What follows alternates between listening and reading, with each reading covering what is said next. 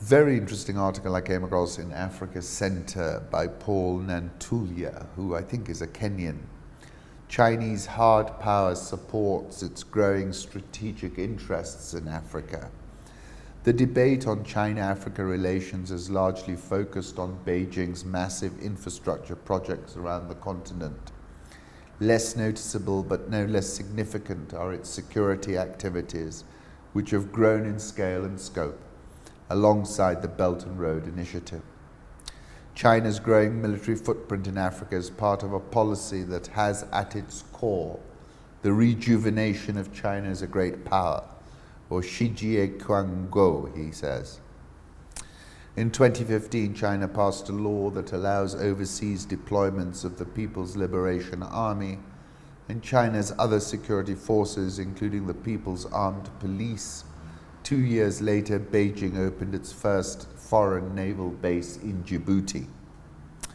In 2018, PLA conducted drills in Cameroon, Gabon, Ghana, Nigeria, while its medical units worked with counterparts in Ethiopia, Sierra Leone, Sudan, and Zambia to develop their combat casualty care capabilities as part of a decades-long relationships that involve arms sales and intelligence cooperation.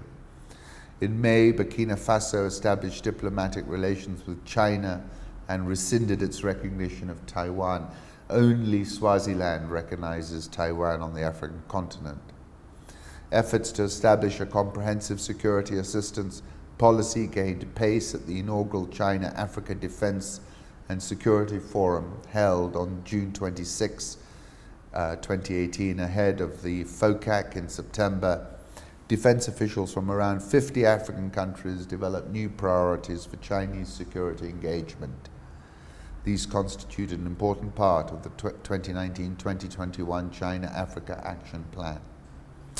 Africa represents an opportunity for Beijing to restore itself to its perceived rightful place of global preeminence. Africa is a strategic node in the maritime portion of the BRI, known as the Maritime Silk Road, that links China to East Africa, Southeast Asia, the Persian Gulf, and Europe, and was recently extended to West and Southern Africa. Similar concerns inform China's decision to train a local security force to protect the new $4 billion Mombasa-Nairobi high-speed railway in Kenya, a showpiece of the BRI in East Africa, and Kenya's most expensive project to date.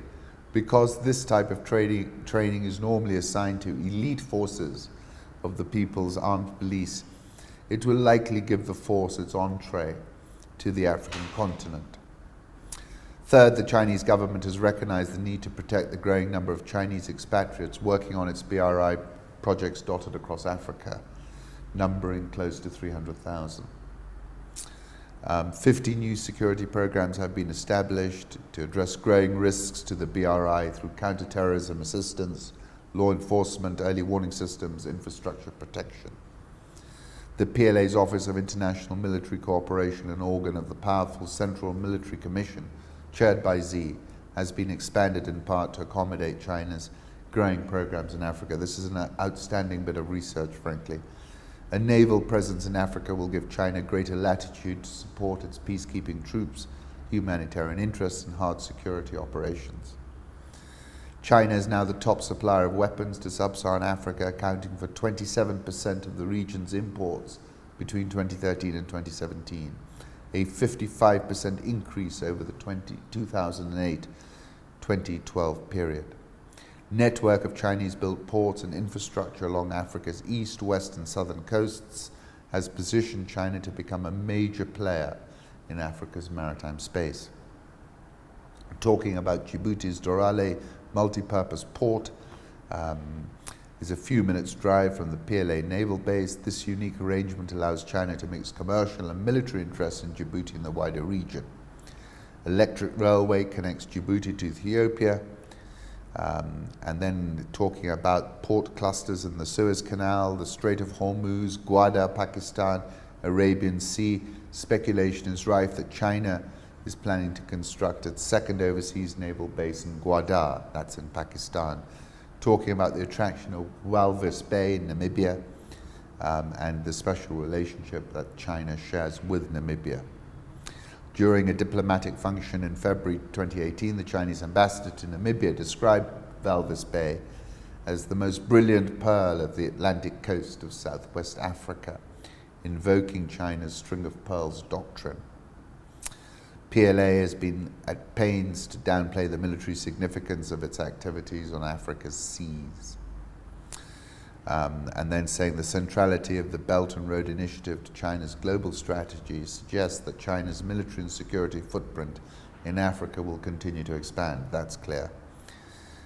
Tension between African citizens and governments is likely to grow as China, in its drive to restore itself as a great power, seeks to expand its influence in Africa's security arena. China Rising was something I wrote on the 28th of August 2017. That link is on the website. And I also wrote August last year, the Indian Ocean economy in a port race. I said we're witnessing a port race of sorts as everyone seeks to get a piece of the Indian Ocean port action. China, the BRI initiative, the Gulf countries now appear to see the Horn of Africa as their hinterland. Japan and India, to a lesser degree, are all jostling for optimal geo-economic positioning.